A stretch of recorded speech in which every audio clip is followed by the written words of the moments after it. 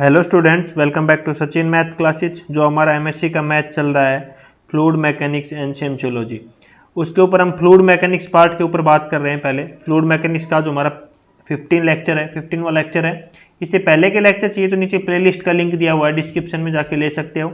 और एमएससी का और भी कोई मैथ चाहिए तो उनका लिंक भी नीचे डिस्क्रिप्शन में दिया हुआ, ले सकते हो।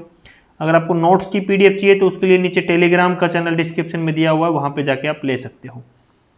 आज का टॉपिक क्या है बेटा? बर्नौलीज इक्वेशन, ना का दूसरा नाम है integration of Euler equation of motion. पिछले लेक्चर में हमने लेक्चर नंबर 14 में मैंने आपको पढ़ाया था ऊलर इक्वेशन ऑफ मोशन क्या होता है। ये मैंने लेक्चर नंबर 14 में पढ़ा दिया है। आज इसका integration of Euler equation of motion या फिर हम बोल सकते हैं बर्नौलीज इक्वेशन क्या होता है, ये सीखेंगे। तो हमारा क्या होता है in vector form Euler equation of motion is, ये हमने पिछले लेक्चर में सीख लिया था बेटा। ये इक्वेशन होती है किसकी? ऊलर इक्वेशन ऑफ मोशन। किसमें? वेक्टर फॉर्म में। हमने 3 फॉर्म में सीखी थी, वेक्टर फॉर्म में, कार्टेशियन फॉर्म में और जर्नल फॉर्म में। तो हमने कौन सी इक्वेशन ली है? वेक्टर फॉर्म वाली इक्वेशन यहाँ पे हमने कंसीडर कर लिया है। इसको मैंने इक्वेशन नंबर 1 नाम दे दिया है। ठीक है, क्या है? Curly q upon curly t plus del 1/2 q square minus q position vector del cross q vector is equal to 1/रो। रो ये क्या है? Rho density. Del p plus f position vector हमारा यहाँ पे ये है। ठीक है, अभी हम आगे क्या क्या करना है इसमें वो ध्यान पर सुनो। हम क्या करते हैं? Let us suppose that body force are conservative. भाई बॉडी फोर्स आर कंजर्वेटिव का क्या मतलब है? कंजर्वेटिव का क्या मतलब यहाँ पे कि इट इज, लिखो मैं बता देता हूं, it is not depend on path, it's follows, it depend on, लिखो it's depend on initial and final, initial and final conditions.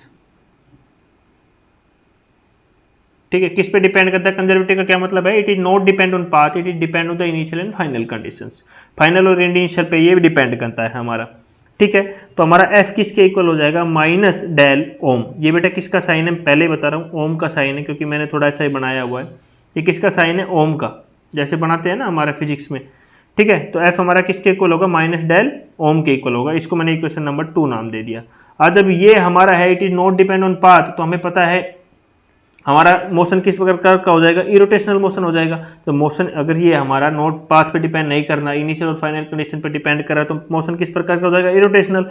और मोशन अगर इरोटेशनल प्रकार का, तो मैंने आपको कंडीशन बता रखी है कि कर्ल डेल क्रॉस क्या हो हमारा किसके इक्वल हो जाएगा? 0 के इक्वल हो जाएगा। ये हमारा, ये मैं पहले लेक्चर में पढ़ा चुका हूँ आपको। तो ये कंडीशन कहाँ से आ गई? जब मोशन हमारा इरोटेशनल का, मोटर मोशन इरोटेशनल क्यों है? क्योंकि हमारा पाथ क्या डिपेंड नहीं कर रहा पाथ पे।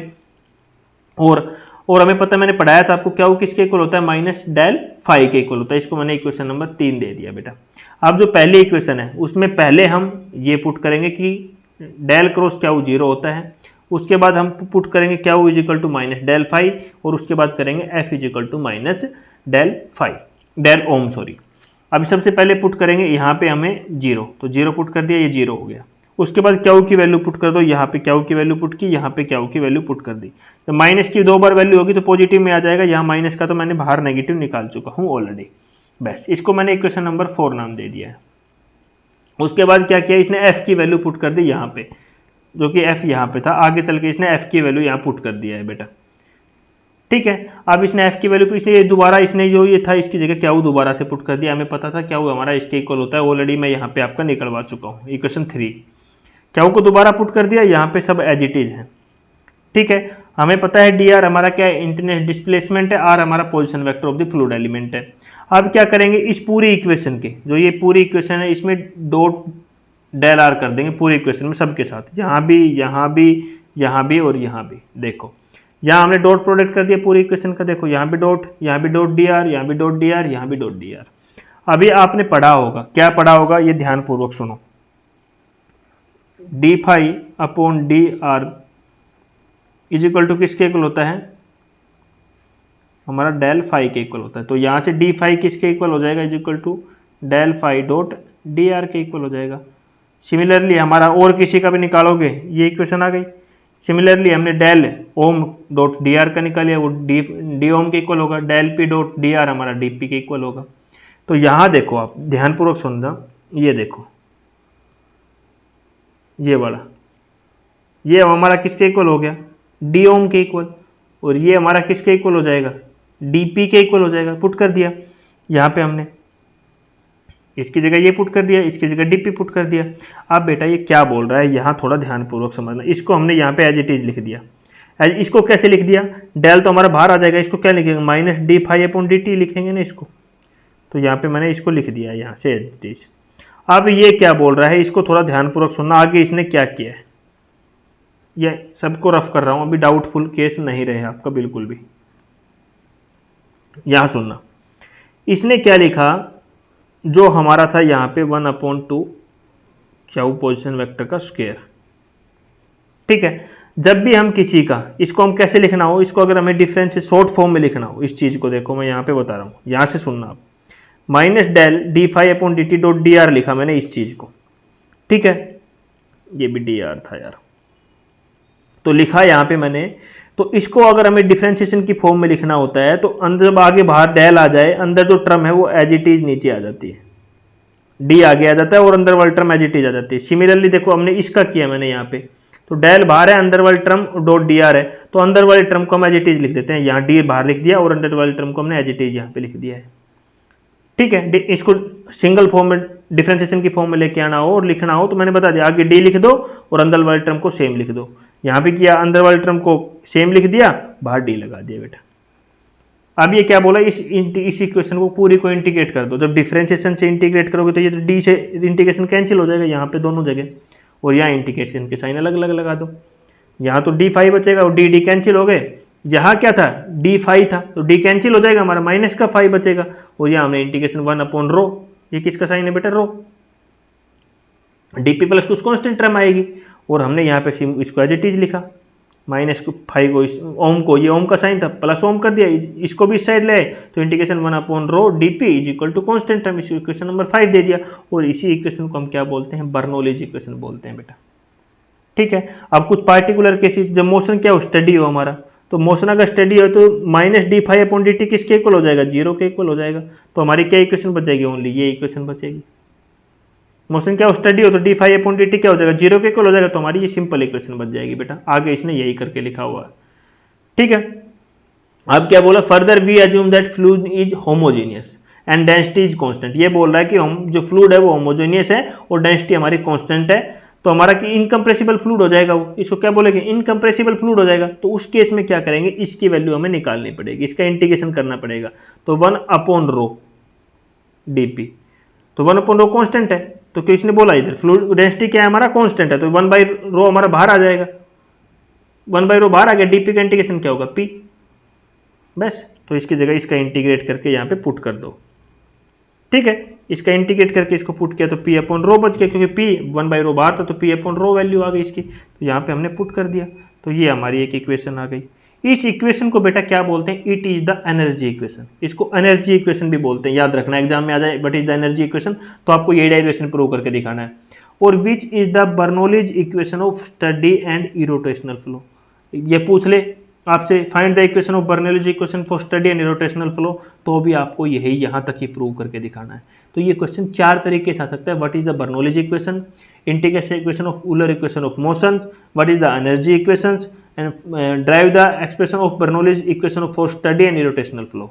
4 टॉपिक एक ही वीडियो में कवर कर दिया है, इसको ध्यानपूर्वक समझ, इसलिए मैंने एक केसेज कराए हैं इसके, बहुत ही इजी है। अभी ये बर्नौलीज इक्वेशन का दूसरा पार्ट देखो आप, अभी हमने क्या पढ़ा, बर्नौलीज इक्वेशन, और नीचे दूसरा क्या पढ़ा था, integration of Euler equation of motion, Euler equation of motion. आपके एग्जाम में 90% तो इसी नाम से आती है, integration Euler of equation, Bernoulli's equation का इस प्रकार से करो, यूलर इक्वेशन ऑफ मोशन से आप बर्नौलीज इक्वेशन निकालो। लेकिन कई बार क्या आ जाती है, study motion under conservation body force of equation motion निकालो बर्नौलीज इक्वेशन का। बर्नौलीज इक्वेशन निकालनी है conservation body of equation of motion से, मोशन क्या हो, स्टडी हो, उस स्टडी मोशन से हमें बर्नौलीज इक्वेशन निकालनी हो। पार्ट 1 में हमने क्या सीखा, integration of Euler equation of motion करके, इसका यूज करके हमने बर्नौलीज इक्वेशन निकाली। अभी क्या है, यूलर इक्वेशन ऑफ मोशन तो लेंगे ही, बट उसमें क्या दिखाएंगे, मोशन क्या है हमारा, स्टडी है, इससे हमें बर्नौलीज इक्वेशन निकाल दी। ये आपके दोनों एग्जाम में आए हुए क्वेश्चन है। यूलर इक्वेशन ऑफ मोशन से जो हमारा से डायरेक्ट निकालते हैं वो ज़्यादा हुआ है, स्टडी मोशन से हमारा 1-2 बार ही आया हुआ है। तो इसको हम करने की कोशिश करेंगे अभी। सेम जो अभी हमने पार्ट किया है उसी का कॉपी है, ज़्यादा कुछ नहीं है। सेम हमने यहाँ पे यूलर इक्वेशन ऑफ मोशन लिया हुआ है जो आपको दिख रहा होगा वेक्टर फॉर्म में। अभी मोशन स्टडी है, मोशन इज स्टडी, मोशन और स्टडी है तो ठीक है, वो अपॉन dt की वैल्यू क्या हो जाएगी बेटा, 0 हो जाएगी। ये वैल्यू 0 हो जाएगी, जब ये वैल्यू 0 हो जाएगी तो हमारी ओनली ये इक्वेशन बचेगी। हमने लिख दिया, आगे लिख देते हैं, ये लिख दिया हमने, ठीक है। अब ये क्या बोल रहा है, यहाँ पे कुछ नहीं बोल रहा है, ये बोल रहा है कि ये 2 नेगेटिव वाली वैल्यू इस साइड लेके आ जाओ और ये क्या वाली वैल्यू को मैं दूसरी साइड लेके चला जाऊँ, बस उसने यहीं ये किया है, ठीक है। इसमें कुछ नहीं, ज़्यादा बकवास क्या हुआ, ज़्यादा कुछ है नहीं। अभी क्या है, let us consider the vector dr along the stream line and taking dot product. इसके बोल रहा है कि इसके पूरे के अकॉर्डिंग हम डॉट प्रोडक्ट कर दे। क्या बोल रहा है ये, अभी सब जगह dot dr dot dr dot dr और डॉट dr कर दे, ठीक है। Dot dr and we get the equation first क्या आएगी हमारी, सबकी जगह dot dr dot dr dot dr लगा दिया। तो ये क्या बोल रहा है, ये हमारा बेटा 0 हो जाएगा। 0 क्यों हो जाएगा, क्योंकि क्या वो हमारा पैरेलल हो जाएगा dr के फ्रॉम स्ट्रीम लाइन ट्यूब में, तो ये हमारी 0 हो जाएगी। तो ये वैल्यू पुट करेंगे तो आगे ये इक्वेशन किसके इक्वल आ जाएगी, 0 के इक्वल आ जाएगी, बिल्कुल सिंपल सी। अभी ये लिखा हुआ कैसे है, आप डाउट में आओगे, फिर दोबारा से आना नहीं चाहिए क्योंकि मैं पढ़ा चुका हूँ, अभी थोड़ी देर पहले पढ़ाया था। इसको लिखने के क्या तरीका है, इसको मैं लिख सकता हूँ d 1/2 क्या का स्क्वायर, इसको मैं क्या लिख सकता हूँ, अभी बताया था ना थोड़ी देर पहले, d ओम लिख सकता हूँ प्लस का साइन, इसको क्या लिख सकता हूँ 1/ρ dp लिख सकता हूँ इज इक्वल टू 0। बताओ, अभी थोड़ी देर पहले बताया ना बेटा इसको लिखने के लिए, अभी पार्ट 1 में जैसे लिखा इन इसको क्या लिखा था यार, मैं बता ही देता हूँ, रो ओम डॉट dr को हम क्या लिख सकते हैं, d ओम लिख सकते हैं। Similarly del p dot dr को हम क्या लिख सकते हैं, dp लिख सकते हैं। ये भी थोड़ी देर पहले मैंने आपको लेक्चर इसका पार्ट 1 पढ़ाया ना, तब मैंने आपको करा दिया था। तो यहाँ पे मैंने इसको ऐसे लिख दिया। अब क्या बोला, इंटीग्रेशन कर दो। जब इंटीग्रेशन करेंगे तो इंटीग्रेशन से डिफरेंशिएशन कैंसिल हो जाएंगे, दोनों कैंसिल हो जाएंगे, तो यहाँ क्या बचेगा 1/क्या स्क्वायर, यहाँ ओम बचेगा और यहाँ 1/ρ dp इज इक्वल टू क्या है बेटा, कुछ कांस्टेंट बचेगा, और यही हमारी बर्नौलीज इक्वेशन होती है। तो दोनों पार्टों से हमने सीखा। मैं आपको फिर एक बार बताना चाहूँगा, ये बहुत ही इंपॉर्टेंट टॉपिक है। बर्नौलीज इक्वेशन है, 2 तरीके से निकाल सकते हैं, एक तो integration of Euler equation of motion से निकाल सकते हैं, एक मोशन स्टडी हो अंडर कंजर्वेटिव बॉडी, जो मैंने बताया एफ की वैल्यू हमारी क्या है, ये हो, ये मैंने बताया ना एफ इज इक्वल टू क्या हो, माइनस डेल ओम हो। जब बेटा 2 तरीके हैं, बहुत ही इंपॉर्टेंट है, दोनों आपको करके जाने हैं एग्जाम में, किसी भी तरीके से आपसे एग्जाम में पूछा जा सकता है ये क्वेश्चन।